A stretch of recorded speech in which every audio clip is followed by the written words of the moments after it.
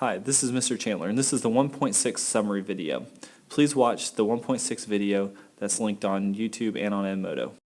1.6 is a very important unit in which we look at how the two-party system developed. And it really developed because of disagreements between Hamilton and Jefferson while they were part of George Washington's cabinet. Hamilton's followers ended up becoming the Federalists, while Jefferson's followers ended up becoming the Democratic Republicans. Hamilton and his followers really believed in a stronger national government. They thought the government had the ability to create a national bank. They also thought that the government should assume state debt. He wanted to pay off the Revolutionary War debt by issuing new bonds. He also favored a protective tariff, which is a tax on imported goods. The North liked it because they had a lot of manufacturers up there, and that would help them make more money. The South hated it because they got most of their goods from England, and that would cost them a lot more money to get their goods from there.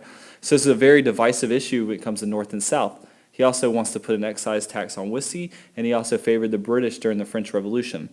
In summary, he really wants to do anything that will make the national government stronger. Thomas Jefferson and the Democrat Republicans really believe the opposite on all of those issues.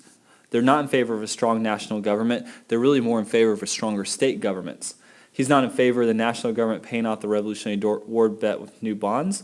He also didn't think the national government should assume state debts. Part of the reason for that is that the South had already paid off a lot of their war debt. He also did not think the Elastic Clause gave the government the power to create a national bank. The Elastic Clause is a necessary and proper clause which allows the government to make new laws when it's considered to be necessary and proper. He's also not in favor of the protective tariff like no one else in the South is. He's not in favor of the excise tax on whiskey, and he also favors the French during the French and Indian War. He basically believes that the government should not be that strong, and that's a popular position with Democratic Republicans.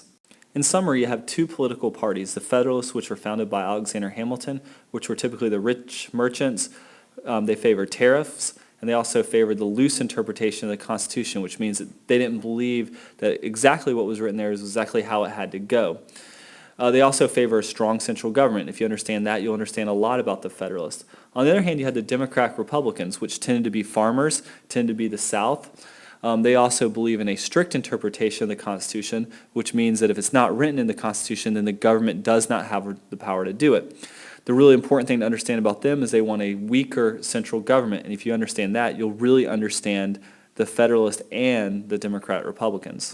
Just to repeat and summarize, the Federalists believed in a strong central government, they believed in protective tariffs, and they believed that in a loose interpretation of the Constitution. While the Democrat Republicans believed in a weaker central government, they believed in a strict interpretation of the Constitution, and they did not believe in protective tariffs.